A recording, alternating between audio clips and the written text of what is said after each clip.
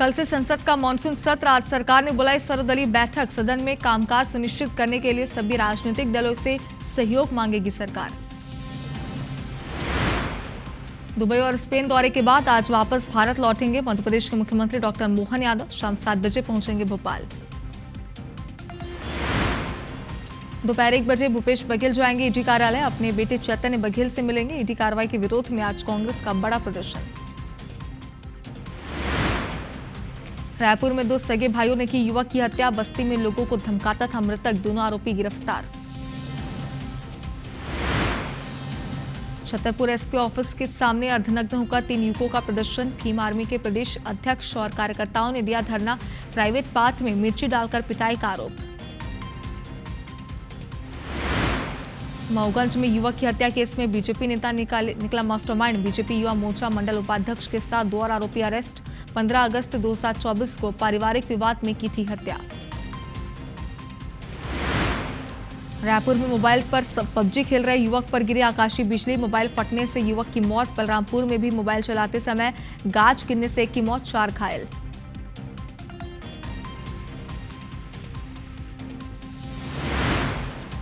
Vietnam के Halong खाड़ी में टूरिस्ट से भरी नाव पलटी। 8 बच्चों समेत 27 लोगों की मौत। बोट पर सवार थे 53 लोग। तूफान बिफा की वजह से खराब था मौसम। रद्द हुआ भारत पाकिस्तान मुकाबला। भारतीय खिलाड़ियों ने किया था खेलने से इनकार। आज लंदन में खेला जाना था लीजेंड्स मैच। बिलासपुर के राजशेखर पैरी जाएंगे अंतरिक्ष। टाइटन स्पेस इंडस्ट्रीज ने पैरी को चुना। एयरस्पेस मैकेनिकल इंजीनियर है राजशेखर।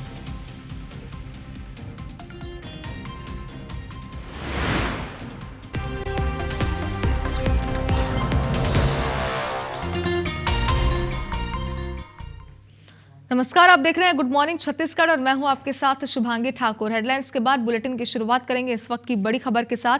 आज भूपेश बघेल ईडी कार्यालय जाएंगे। दोपहर 1 बजे भूपेश बघेल ईडी कार्यालय पहुंचेंगे। बताया जा रहा है कि अपने बेटे चैतन्य बघेल से मुलाकात करने के लिए वो ईडी कार्यालय पहुंचने वाले हैं। शराब घोटाले मामले में चैतन्य बघेल की गिरफ्तारी हुई है। ईडी कार्रवाई के विरोध में दूसरी तरफ आज कांग्रेस बृहद प्रदर्शन करने जा रही है। दोपहर 12 बजे से राजीव गांधी चौक में ये प्रदर्शन किया जाएगा। 22 जुलाई को कांग्रेस प्रदेश भर में चक्का जाम भी करने वाली है। आज दिल्ली भी जाएंगे पूर्व सीएम भूपेश बघेल। तो देखिए, लगातार गिरफ्तारी के बाद से, यानी कि चैतन्य बघेल की गिरफ्तारी हुई है, उसके बाद से कांग्रेस में आक्रोश है। एक के बाद एक कई प्रदर्शन किए जा रहे हैं, विरोध किया जा रहा है। इस बार अगर बात करें तो 22 जुलाई ये वो तारीख है जब कांग्रेस पूरे प्रदेश में चक्का जाम करने वाली है। ईडी कार्रवाई के विरोध में आज भी प्रदर्शन किया जाएगा। आज दोपहर 12 बजे से राजीव गांधी चौक में ये प्रदर्शन होगा। शराब घोटाले मामले में चैतन्य बघेल की गिरफ्तारी का विरोध किया जाएगा। देखिए, इसके बाद से लगातार सियासत गरमाई हुई है। कई गंभीर आरोप प्रत्यारोप के दौर भी जारी है दोनों ही पार्टियों के बीच, लेकिन इसी बीच प्रदर्शन की स्थिति भी लगातार निर्मित हो रही है। हालांकि बताया जा रहा है कि आज भी प्रदर्शन किया जाएगा और वहीं 22 जुलाई वो तारीख है जब प्रदेश भर में चक्का जाम किया जाएगा कांग्रेस के द्वारा, जिसमें तमाम जो वरिष्ठ नेता हैं पार्टी के वो भी मौजूद रहने वाले हैं। साथ ही एक और अपडेट ये भी आप तक पहुंचा दें कि आज दिल्ली भी जाएंगे पूर्व सीएम भूपेश बघेल।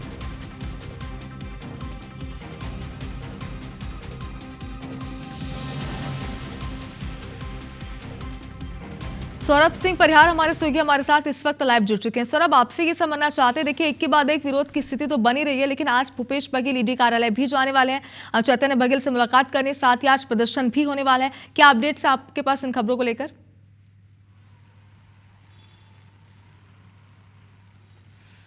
बिल्कुल, देखिए भूपेश बघेल आज दोपहर 1 बजे ईडी कार्यालय जाएंगे और ये जानकारी है कि अपने बेटे चैतन्य बघेल से मुलाकात करेंगे। वही कांग्रेस का प्रदर्शन जो है जस्ट जो है 200 मीटर सामने ही होगा। मैं अभी ईडी कार्यालय के सामने हूं और ईडी कार्यालय के सामने राजीव गांधी चौक पर कांग्रेसी प्रदर्शन करेंगे। और आपको याद ही है कि पूरा मामला जो है शराब घोटाले से जुड़ा हुआ है और उसी को लेकर चैतन्य बघेल की गिरफ्तारी हुई है। ईडी अभी उसको रिमांड पर ली है और रिमांड में जो पूरी पूछताछ जारी है।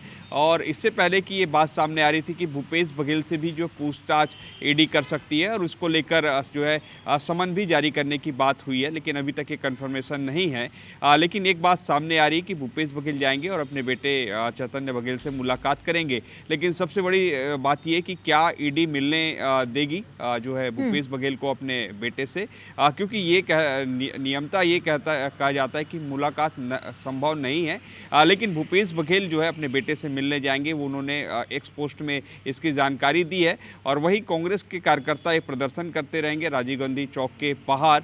और भूपेश बघेल आज दिल्ली भी जाएंगे, दिल्ली में आला कमान से मुलाकात करेंगे, अभी वर्तमान जो परिस्थिति है उनसे संबंधित वो पूरी जानकारी देंगे। और इसके अलावा ये भी हमने देखा कि कल राहुल गांधी, प्रियंका गांधी जैसे तमाम बड़े नेताओं ने भी भूपेश बघेल के बेटे की गिरफ्तारी पर जो है सोशल मीडिया में पोस्ट किए, उनसे बातचीत की है और कहीं ना कहीं ये बड़ा मुद्दा बनता जा रहा है। तो ऐसे में सभी कांग्रेस के नेता कह रहे हैं कि हम एकजुट हैं और इससे पहले भी तमाम बड़े नेताओं ने कहा है कि इस मुद्दे को लेकर एकजुटता जरूर नजर आएगी। और आपको याद ही है कि शराब घोटाले मामले में एक पूर्व मंत्री कवासी लखमा भी अभी जेल में है और अभी ईडी ने हिरासत में लिया चैतन्य बघेल को। तो आने वाले समय में ये तो तय है कि भूपेश बघेल को भी ईडी बुला सकती पूछताछ के लिए, क्योंकि देखिए चैतन्य बघेल की गिरफ्तारी जो है 2-3 महत्वपूर्ण बिंदुओं के आधार पर हुई है। सबसे पहला यह है कि पप्पू बंसल को जब हिरासत में लिया गया था तब उन्होंने पूरी जानकारी दी है कि आखिर पैसा कैसे पहुंचाया जा रहा था चैतन्य बघेल को। दूसरी जानकारी जो है के श्रीवास्तव, आपको याद होगा बिलासपुर के जो तांत्रिक हैं के श्रीवास्तव ने भी ये पूरी जानकारी दी थी कि वो जो है पैसा पहुंचा रहे थे। उसके बाद तीसरी जानकारी जो है भिलाई के एक सराफा कारोबारी के द्वारा जो है दी गई कि चैतन्य बघेल को पैसा दिया गया, उनके फर्म को पैसा दिया गया। तो इन तमाम बिंदुओं के आधार पर ईडी ने गिरफ्तारी की है भूपेश बघेल के बेटे चैतन्य बघेल को लेकर। तो ऐसे में अब आने वाले समय में कांग्रेस की स्ट्रैटेजी क्या रहेगी, कांग्रेस किस तरीके से इस पूरे मुद्दे को लेकर कोर्ट लेकर भी जाने वाली, ये बात सामने आई है। लेकिन आज की खबर यही है कि भूपेश बघेल अपने बेटे से मिलने आ रहे हैं। लेकिन जो जानकार बता रहे हैं, विधि जानकार है, वो कह रहे हैं कि मुलाकात ऐसे संभव नहीं है। लेकिन अब देखना होगा कि क्या वे अपने बेटे से मुलाकात कर पाएंगे या नहीं। बिल्कुल सर, देखिए कुल मिलाकर अगर देखिए तो इस पूरी कार्रवाई के लिए ईडी की और इस पूरे मामले को लेकर आज का दिन बेहद अहम रहने वाला है। आगे बढ़ते हैं, कुछ और अहम खबरें आप तक पहुंचाते हैं। अगली खबर है जहां पर आप बात करेंगे कि किस तरीके से राजधानी रायपुर में बदमाशों के हौसले कितने बुलंद होते जा रहे हैं। रायपुर के भवानी नगर में देर रात एक युवक की हत्या कर दी गई। भवानी नगर के गौरी चौक के पास 2 सगे भाइयों ने एक युवक की गैती मारकर उसे मौत के घाट उतार दिया। जानकारी के मुताबिक मृतक सुनील राव पर ओम प्रकाश यादव और राहुल यादव ने गैती हमला किया है गैती से, जिससे युवक की मौके पर ही मौत हो गई। पुलिस के मुताबिक मृतक सुनील राव आपराधिक प्रवृत्ति का था और 2 बार आर्म्स एक्ट के तहत जेल जा चुका है। दोनों आरोपी अपनी मां के साथ भवानी नगर में रहकर प्लांटेशन और प्लम्बिंग का काम करते हैं। मृतक सुनील राव आरोपियों के चारों भाइयों के साथ बदसलूकी करता था और जब इनकी मां और पत्नी घर में अकेली होती थी तब मृतक इनके घर धमक जाता था। आरोपी भाइयों ने मृतक को अपने घर आने से कई बार मना किया था, लेकिन वो नहीं मानता था। मौका पाकर दोनों सगे भाइयों ने लोहे की रॉड से मारकर मौत की घाट उतार दिया। वारदात के बाद आरोपी ओम प्रकाश यादव मौके से फरार हो गया और दूसरा भाई राहुल यादव को पुलिस ने गिरफ्तार किया है। सुनील राव नामक व्यक्ति की ओम प्रकाश यादव और राहुल यादव नाम के 2 भाइयों के द्वारा हत्या कारित की गई है और जिसमें दोनों आरोपी जो ओम प्रकाश यादव और राहुल यादव जो है वो हिरासत में है और उसमें पुलिस के द्वारा कार्रवाई जो है वो वैधानिक कार्रवाइयाँ जो है वो की जा रही हैं। और बारिश के दौरान मोबाइल का इस्तेमाल जानलेवा साबित हो सकता है। छत्तीसगढ़ में शनिवार को ऐसे 2 मामले सामने आए हैं। रायपुर में मोबाइल पर पबजी खेल रहे युवक पर आकाशीय बिजली गिर गई। बिजली गिरने से हाथ में ही मोबाइल फट गया और उसकी मौत हो गई। मृतक यूपी के गोरखपुर का रहने वाला था और भावना नगर के निर्माणाधीन मकान में काम करता था। दूसरा मामला बलरामपुर जिले का है, जहां ग्राम पंचायत बेलसर में तेज आंधी तूफान के दौरान मोबाइल चला रहे किशोर पर आकाशीय बिजली गिर गई। इस हादसे में किशोर की मौके पर ही मौत हो गई है, जबकि 4 लोग घायल हो गए हैं। घायलों को इलाज के लिए सामुदायिक स्वास्थ्य केंद्र शंकरगढ़ में भर्ती कराया गया। विशेषज्ञों के अनुसार आकाशीय बिजली के दौरान सुरक्षा के लिए कुछ सावधानियां बरतनी जरूरी है। घर के अंदर बिजली के उपकरणों को बंद कर देना चाहिए और मोबाइल फोन का उपयोग नहीं करना चाहिए। साथ ही खुले में, पेड़ों के नीचे या ऊंची इमारतों के पास खड़े नहीं होना चाहिए। और बिलासपुर में IBC 24 की खबर का बड़ा असर हुआ है। नेशनल हाईवे जाम करने वाले रसूखदार रईस यादव पर कार्रवाई की गई। वाहन मालिक वेदांश शर्मा सहित 6 लोगों पर 12,000 का जुर्माना है। ड्राइविंग लाइसेंस भी सस्पेंड किया गया। युवकों ने नेशनल हाईवे जाम का रील बनाकर वायरल किया था। महंगी गाड़ियों के काफिले के साथ नेशनल हाईवे को जाम किया था। ट्रैफिक पुलिस ने ये कार्रवाई की है।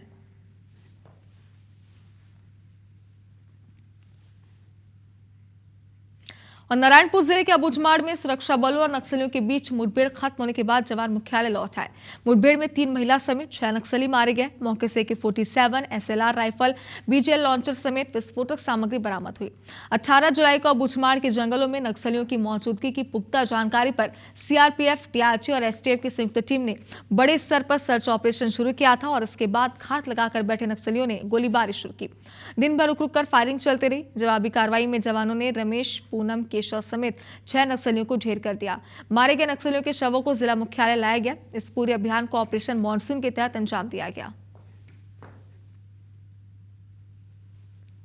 नक्सल विरोधी अभियान अभी मानसून की अवधि में भी लगातार जारी रखा गया। दिनांक 18 जुलाई को अबूझमाड़ क्षेत्र अंतर्गत महोदय कैडर की उपस्थिति के आसूचना के आधार पर DRG Narayanpur, DRG Kanker, DRG जैदलपुर एवं BSF और STF का संयुक्त बल अभियान के लिए रवाना किए गए थे। अभियान के दौरान मुठभेड़ के पश्चात इलाका के सर्चिंग में 4 महिला महोदय सहित कुल 6 महोदयों का डेड बॉडी रिकवर किए गए थे। हमने इस पूरे अबूझमाड़ की जो जमीनी हालात परिस्थिति को अपने प्लानिंग में शामिल कर लिया है और इस मानसून में भी ऑपरेशंस जारी रहेंगे और ये भी मानसून ठीक बारिश के बीचों बीच ऑपरेशन हुआ जिसमें हमें अच्छी सफलता मिली है और आगे भी मानसून में ऑपरेशंस जारी रहेंगे। और बालोद जिले के अधिकारियों को एक वीडियो उनका तेजी से वायरल हो रहा है जिसमें डोंडी लोहारा जनपद पंचायत के 2 अधिकारी शराब के नशे में धुत होकर दुधली गांव के पंचायत भवन पहुंचे और पंचायत प्रतिनिधियों से विवाद किया। उप सरपंच मोहित देशमुख ने बताया कि पंचायत में सरपंच, उप सरपंच, सचिव और अन्य पंच बैठक के लिए मौजूद थे। इस दौरान दोनों अधिकारी नशे की हालत में पहुंचे। शराब के नशे में धुत अधिकारी गाली गलौज करने लगे और महिला सरपंच, पंचों और अन्य कर्मचारियों से अभद्र व्यवहार किया। इस मामले को गंभीरता से लेते हुए उप सरपंच ने अब पूरे घटनाक्रम की लिखित शिकायत SDM को सौंपी है। उन्होंने मांग की है कि नशे में पंचायत पहुंचने वाले अधिकारियों पर कड़ी कार्रवाई की जाए ताकि भविष्य में ऐसी घटनाएं दोबारा न हो। IBC 24 इस वायरल वीडियो की पुष्टि नहीं करता, लेकिन सरकारी अधिकारियों का यह बर्ताव बेहद ही निंदनीय है। वो करारोपण अधिकारी आए और नशे की हालत में इतना नशा में था कि उन लोग चलने के लायक नहीं थे और आते ही सचिव मैडम को ऑडिट दिखाओ, बुक दिखाओ, केस बुक दिखाओ करके बोल रहे थे। वो कुछ के कुछ बहस करने लगे हमारे जनप्रतिनिधियों से। 2 करारोपण अधिकारी आए और फुल नशे की हालत में थे उन लोग। वो बाइक से उतर नहीं पा रहे थे और जैसे दरवाजे पर आया मैं उनसे उनका परिचय जानना चाहा तो वो मेरे से उल्टा सवाल जवाब करने लगे। आप कौन? आप चपरासी हो क्या? मेरे से बदतमीजी से बात करने लगे। और छत्तीसगढ़ में राजधानी पुलिस ने अपराध रोकथाम के लिए एक बड़ा कदम उठाया जिसमें ऑनलाइन शॉपिंग साइट और कोरियर कंपनियों पर बड़ी कार्रवाई की है। दरअसल मंदिर हसौद के उमरिया गांव में पेट्रोल पंप पर हत्या की गई थी। पुलिस जांच में पाया गया कि अपराधियों ने इलास्टिक रन कोरियर कर और फ्लिपकार्ट जैसे ऑनलाइन शॉपिंग साइट से चाकू मंगवाए थे और वारदात को अंजाम दिया था, जिसके बाद पुलिस ने दोनों कंपनी के 6 अधिकारियों को गिरफ्तार किया है।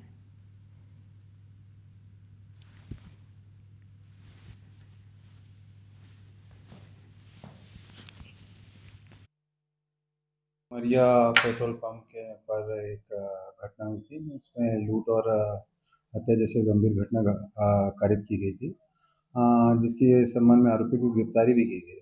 आरोपी से पूछताछ और विवेचना में जो तथ्य आया जिसमें पाया गया कि जो घटना चाकू से कारित की गई थी वह ऑनलाइन फ्लिपकार्ट के माध्यम से चाकू को मंगवाया गया था। फ्लिपकार्ट की जो कंपनी है उनके अधिकारी कर्मचारी से पूछताछ किया गया और इस अपराध में सम्मिलित होना पाया जाने के कारण इनके विरुद्ध कार्रवाई कर गिरफ्तार किया गया। और IBC 24 के खास कार्यक्रम ऑपरेशन रावण पर सीएम देसाई की प्रतिक्रिया सामने आई है। छात्रावास और आश्रमों में सामान सप्लाई के नाम पर हुए करोड़ों रुपए के घोटाले पर उन्होंने कहा कि इस मामले को लेकर जानकारी मंगवाई जा रही है। वन मंत्री केदार कश्यप ने कहा कि कांग्रेस ने शिक्षा के केंद्र में भी भ्रष्टाचार किया है, इस पर भी जांच होनी चाहिए। वहीं छत्तीसगढ़ बीजेपी के प्रदेश अध्यक्ष किरण सिंहदेव ने कहा कि प्रदेश सरकार इस मामले में संवेदनशील है, इस पर सीएम देसाई ने संज्ञान लिया है। बता दें कि IBC 24 ने ऑपरेशन रावण के जरिए खुलासा किया था कि कैसे कांग्रेस सरकार में आदिवासी बाहुल्य जिलों के छात्रावासों में केंद्र से आए फंड के टेंडर में करोड़ों का भ्रष्टाचार किया गया था। इसमें 8 जिलों में एक ही व्यक्ति नीरज चौबे और उसके परिवार की 8 फर्मों को ठेका दिया गया था और सामान सप्लाई के नाम पर करोड़ों का घोटाला किया गया था।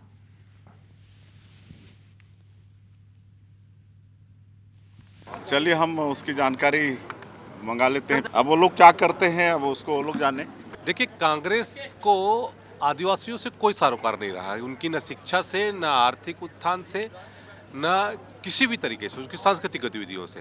देखिए, अभी इसकी पूरी जानकारी नहीं है और लेकिन ये स्पष्ट है कि कांग्रेस की सरकार के समय में जिस तरीके से ऐसे तत्वों को बहुत संरक्षण मिलता था, कार्रवाई इसमें होगी। बिल्कुल कार्रवाई होनी चाहिए। ये सब होगा निश्चित रूप से। आदरणीय मुख्यमंत्री जी बड़े संवेदनशील हैं, विष्णुदेव साई जी, और इसमें निश्चित रूप से संज्ञान ले रहे हैं। और आदिवासी बच्चों को डिजिटल एजुकेशन से जोड़ने के नाम पर सरगुजा में बड़ा फर्जीवाड़ा हुआ है। यहां 1.5 लाख के इंटरैक्टिव पैनल को करीब 10 लाख रुपए में खरीदा गया। जेम पोर्टल से हुई इस खरीदी पर कांग्रेस ने भ्रष्टाचार के आरोप लगाए हैं। इस रिपोर्ट में देखिए।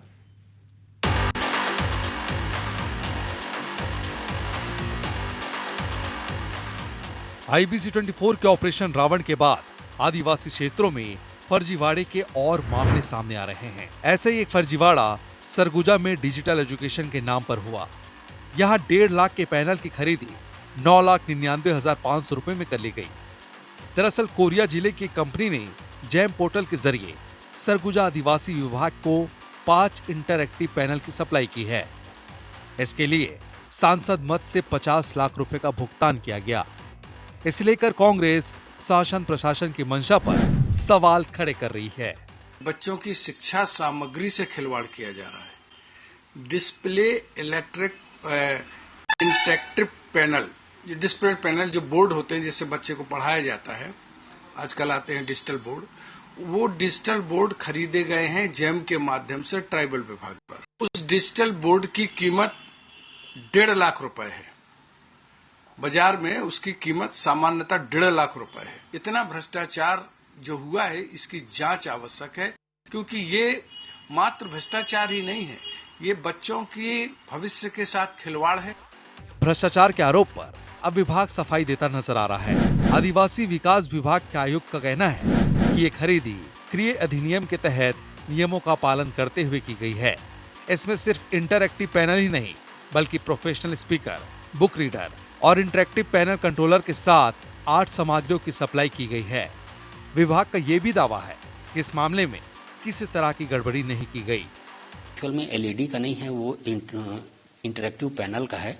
उसमें इंटरैक्टिव पैनल के साथ साथ उसका सीपीयू है और उसमें मॉनिटर है, माइक है और 12K का कंट्रोलर है।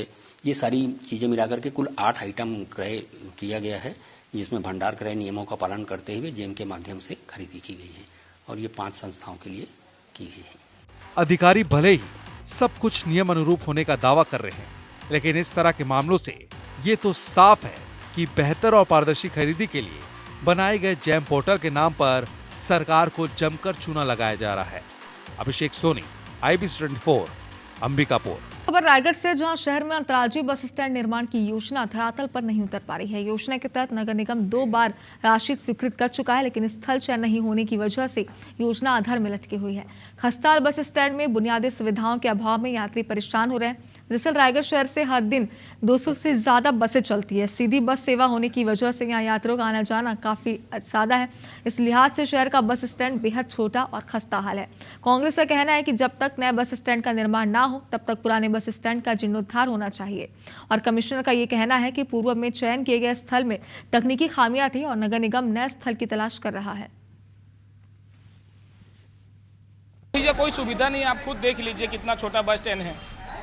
अल्बेस्टर भी टूटी हुई है, जहां आदमी लोग आके बैठ रहे हैं वो भी जगह गंदगी है। बस स्टैंड तो लगभग कम से कम 8 से 9 साल हो गए बनते। यहाँ शिफ्ट हुए 8 से 9 साल हो गया शिफ्ट हुए, लेकिन यहाँ पर व्यवस्था के नाम से पूरा जर्जर है। अंतर्राज्यीय बस टर्मिनल जो है अमली भवन के आवास भी जो है पूर्व कार्यकाल में स्वीकृत हुआ था, मगर चूँकि आप देखेंगे कि अभी जहाँ जहाँ बस हमारे अड्डे हैं वो अत्यंत ही दयनीय स्थिति में है। कुछ दिक्कतें हैं जिसमें कि दोनों बस स्टैंड को दिक्कतें हैं, जिसका जीर्णोद्धार का प्लान हमारे द्वारा किया जा रहा है और जो इंक्रोचमेंट किया गया है उसको भी हमारे द्वारा हटाने की कार्रवाई की जाएगी। इधर बिलासपुर के राजशेखर पैरी अंतरिक्ष यात्रा पर जाएंगे। टाइटन स्पेस इंडस्ट्रीज ने उन्हें अपने पहले मिशन के लिए राजशेखर पैरी को चुना है। भारतीय मूल के एयरस्पेस और मैकेनिकल इंजीनियर राजशेखर फिलहाल यूके ऑर्बिट ऑर्बिटल ऑकर में प्रोजेक्ट मैनेजर इंजीनियरिंग के पद पर काम कर रहे हैं। राजशेखर का चयन उनकी एयरस्पेस नवाचार और वास्तविक समय के अंतरिक्ष यात्री प्रशिक्षण में विशेषज्ञता के आधार पर किया गया है। राजशेखर का जन्म बिलासपुर जिले में हुआ। उन्होंने पेंड्रा रोड स्थित ऑक्सफोर्ड पब्लिक स्कूल से 5वीं से 10वीं तक की पढ़ाई की है। इसके बाद वो आगे की पढ़ाई के लिए हैदराबाद चले गए थे। And I am here on my lunar and the name of the mission is Titania, and my job here is I'm having the role of a space engineer. I'm a space engineer and a data officer in this particular mission, and during my mission my aim is to research and find out basically the difference between or the comparison between various surfaces. ये हमारे सभी के लिए एक गर्व का विषय है कि हमारे एक गौरवपूर्ण छात्र पी राजशेखर, जिसने अपनी पढ़ाई हमेशा यहाँ से अव्वल तरीके से की, हमेशा एक अव्वल छात्र के रूप में रहे, और अब उनका चयन एक अंतरिक्ष यात्री के रूप में हुआ है। और अब भिलाई का वेदर अपडेट आपको देते हैं। यहाँ पर मौसम में थोड़ा बदलाव देखने को मिल रहा है। शहर में सुबह से ही झमाझम बारिश हो रही है। उमस से लोगों को राहत मिली। बारिश से किसानों के चेहरे भी खुशी से खिल उठे हैं। तो देखिए, लगातार उमस की वजह से कहीं ना कहीं लोग परेशान भी हो रहे थे, लेकिन आज सुबह से ही मौसम में जब बदलाव यहाँ पर हुआ, झमाझम बारिश का दौर शुरू हुआ, तो लोगों को उमस से राहत मिली है। साथ ही किसानों के चेहरे भी खिल उठे हैं।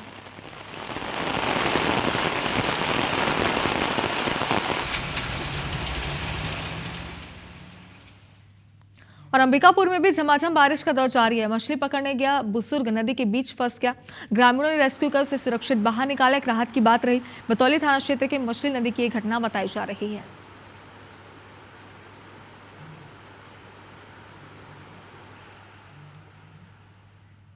और इसी के साथ इस बुलेटिन में फिलहाल इतना ही। आप देखते रहिए IBC 24। नमस्कार।